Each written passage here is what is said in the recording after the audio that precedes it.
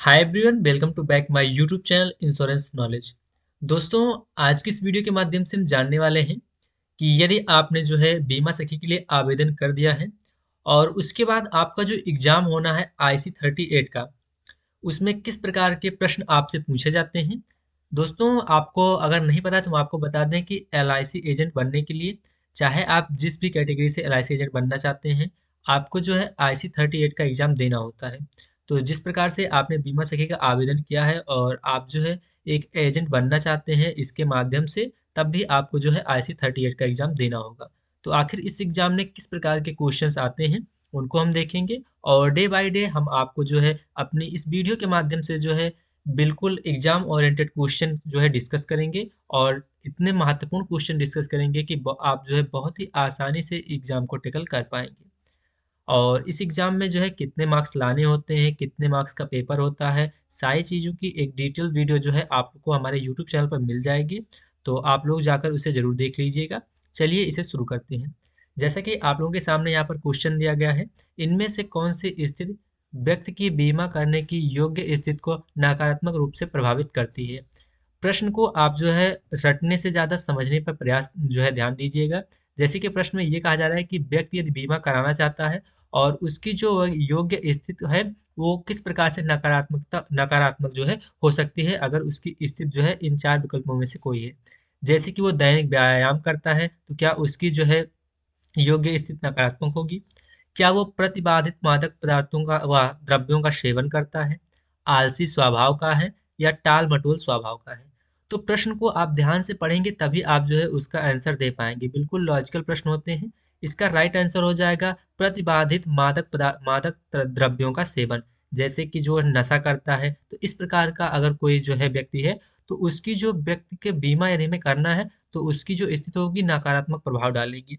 ऐसे स्थिति में ये हो सकता है कि प्रीमियम जो है थोड़ा बढ़ा कर लिया जाए या फिर उसे जो है उस बीमा को उसे दिया ना जाए। ये सारी स्थितियाँ हो सकती हैं। तो यहाँ पर आपका जो राइट आंसर हो जाएगा ऑप्शन नंबर 2 हो जाएगा, प्रतिबाधित मादक द्रव्यों का सेवन।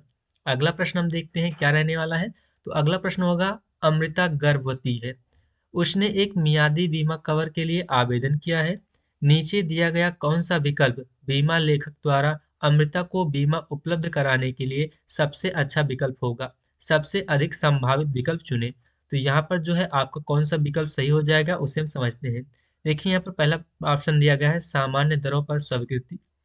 आप लोगों को पता होना चाहिए कि यदि जो है किसी भी महिला यदि गर्भवती है तो उसे जो है सामान्य दरों पर जो है बीमा कभी नहीं दिया जाता है। तो यहाँ पर आपका पहला ऑप्शन बिल्कुल गलत होगा। दूसरा ऑप्शन दिया गया है अतिरिक्त प्रीमियम के साथ स्वीकृत।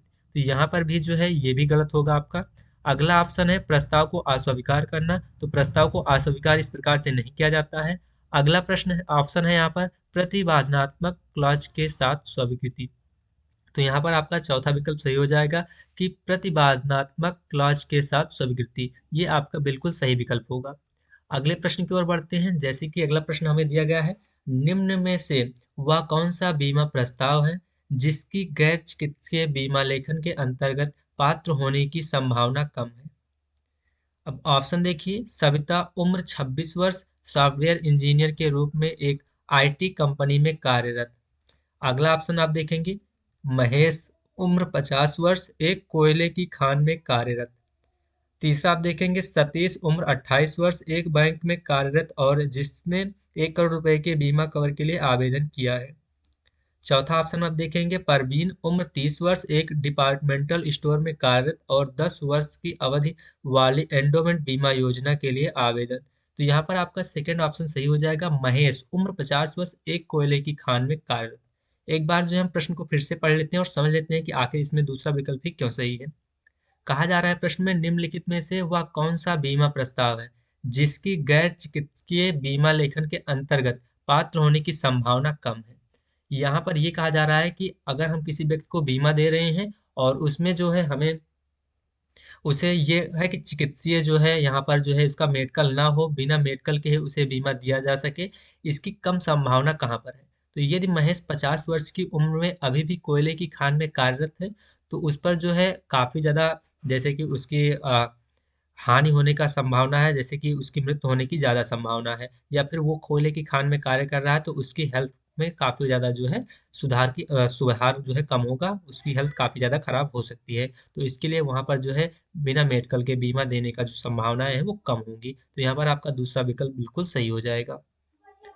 अगले प्रश्न की ओर हम बढ़ते हैं और देखते हैं अगला प्रश्न क्या रहने वाला है। जैसे कि अगला प्रश्न हमारा है, सीना पुराने मधुमेह रोग से पीड़ित है। उसने एक बीमा योजना के लिए आवेदन किया है। इस मामले में बीमा लेखक द्वारा बीमा लेखन के लिए डाट डाट का उपयोग किए जाने की सबसे अधिक संभावना है। सबसे उपयुक्त विकल्प चुनें। अब यहाँ पर देखते हैं कि कौन सा विकल्प हमारा सही हो जाएगा। पहला ऑप्शन है निर्णय विधि, दूसरा है संख्यात्मक विधि, तीसरा है उपरोक्त में कोई भी विधि, क्योंकि मधुमेह जैसी बीमारी बीमा लेखन प्रक्रिया के प्रमुख भूमिका नहीं निभाती है। चौथा विकल्प है हमारा उपरोक्त में से कोई भी विधि नहीं, क्योंकि मधुमेह के मामलों को सीधे नकार दिया जाता है। तो यहाँ पर हमारा जो राइट आंसर हो जाएगा निर्णय विधि।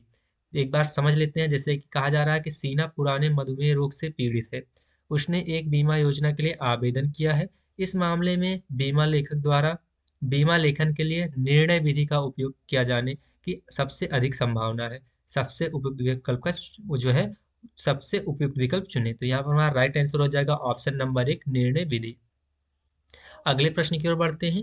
नीचे दिया गया कौन सा कथन नामांकन के संबंध में गलत है? अब यहाँ पर नामांकन की बात की जा रही है। पहला ऑप्शन दिया गया है, यदि पॉलिसी ऋण के बदले में बीमा कंपनी को समानुदेशित की गई हो तो पॉलिसी में नामांकन रद्द नहीं होता। दूसरा विकल्प है, नामांकन पॉलिसी खरीद के समय या बाद में किया जा सकता है। तीसरा है, पॉलिसी में पृष्ठांक करके नामांकन को बदला जा सकता है। चौथा विकल्प है यहाँ पर, नामित का संपूर्ण दावे पर पूरा अधिकार होता है। तो यहाँ पर आप लोगों को पता होना चाहिए कि यदि हम जो है कहीं पर भी किसी को जो है नॉमिनी बनाते हैं तो उस पर जो है यदि जो है प्रस्तावक की मृत्यु हो जाती है तो उस स्थिति में जो संपूर्ण दावा होता है उस पर पूरा पूरा अधिकार जो है उसमें जो नॉमिनी बनाया गया होता है उसका होता है। तो संपूर्ण दावे का अधिकार जो है नॉमिनी का होता है। तो चौथा विकल्प यहाँ पर आपका बिल्कुल सही हो जाएगा। अगले प्रश्न की ओर हम बढ़ते हैं। पॉलिसी के अंतर्गत गारंटीकृत समर्पण मूल्य प्राप्त करने के लिए कानून के अनुसार कब तक के लिए प्रीमियम भुगतान किया जाना चाहिए? देखिए यहाँ पर हमारा जो आंसर राइट होगा, और वर्तमान समय में अगर ये प्रश्न पूछा जाता है तो कौन सा आंसर सही होगा हम आपको दोनों बताएंगे। जैसे कि अगर यहाँ पर हमें आंसर देना होगा तो हम यहाँ पर कहेंगे कि प्रीमियम का कम से कम 3 वर्षों तक लगातार भुगतान किया जाना आवश्यक है। लेकिन अभी 1 अक्टूबर 2024 के बाद जो आरआईडी का नया सर्कुलर आया और उसके बाद सभी जो है बीमा कंपनियों में बदलाव किया गया कि आप यदि कोई भी आपका कस्टमर जो है 1 वर्ष पूरा पूरा प्रीमियम पे कर देता है और वो उस समय जो है पॉलिसी को समर्पित करना चाहता है यानी सरेंडर करना चाहता है, तो आपको जो है 1 वर्ष बाद भी जो है वो सरेंडर करता है तो आपको गारंटीकृत जो है सरेंडर वैल्यू देना होगा। तो इसमें आपका ऑप्शन नंबर 2 सही होगा, लेकिन अब ये क्वेश्चन पूछा जाएगा तो वहां पर आपको विकल्प में यदि 1 वर्ष दिया जाता है तो आपको वही सही सही करना है। चलिए अगले प्रश्न की ओर हम बढ़ते हैं। जैसे कि हमारा अगला प्रश्न है, किसी पॉलिसी को कब व्यक्तिगत समझा जाता है? अगर देय तिथि को प्रीमियम भुगतान नहीं किया जाता है, अगर देय तिथि से पहले प्रीमियम भुगतान नहीं किया जाता है, यानी अगर देय तिथि से पहले प्रीमियम भुगतान नहीं किया जाता है। अगला हमारा विकल्प है, अगर रियायती अवधि में भी प्रीमियम भुगतान नहीं किया गया, अगर पॉलिसी का समर्पण कर दिया गया है। तो यहाँ पर आपका तीसरा विकल्प सही हो जाएगा। क्या रहेगा कि अगर रियायती अवधि में भी प्रीमियम भुगतान नहीं किया जाता। रियायती अवधि क्या होता है? जैसे कि आपकी जो प्रीमियम की ड्यू डेट होती है उससे कुछ दिनों का आपको जो है यहाँ पर छूट दिया जाता है कि आप इतने दिन के अंतर भी जो है प्रीमियम का भुगतान कर सकते हैं। अगर आप जो है पॉलिसी को मंथली मोड पर लेते हैं तो आपको 15 दिन का ग्रेस पीरियड दिया जाता है, जिसे हम रियायती अवधि कहते हैं। तो उसके अंदर भी अगर आप प्रीमियम जमा करते हैं तब भी आपको किसी प्रकार की जो है लेट पेनल्टी यहाँ पर नहीं लगती है। तो यहाँ पर आपका तीसरा विकल्प बिल्कुल सही हो जाएगा।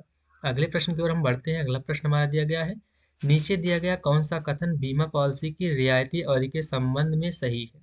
रियायती अवधि की मानक सीमा 1 महीना है, रियायती अवधि की मानक सीमा 30 दिन है, रियायती अवधि की मानक सीमा 1 महीने या 30 दिन है, रियायती अवधि की मानक सीमा 1 महीने या 31 दिन है। तो यहाँ पर आपका जो राइट आंसर हो जाएगा वो हो जाएगा ऑप्शन नंबर 4, रियायती अवधि की मानक सीमा 1 महीने या 31 दिन है।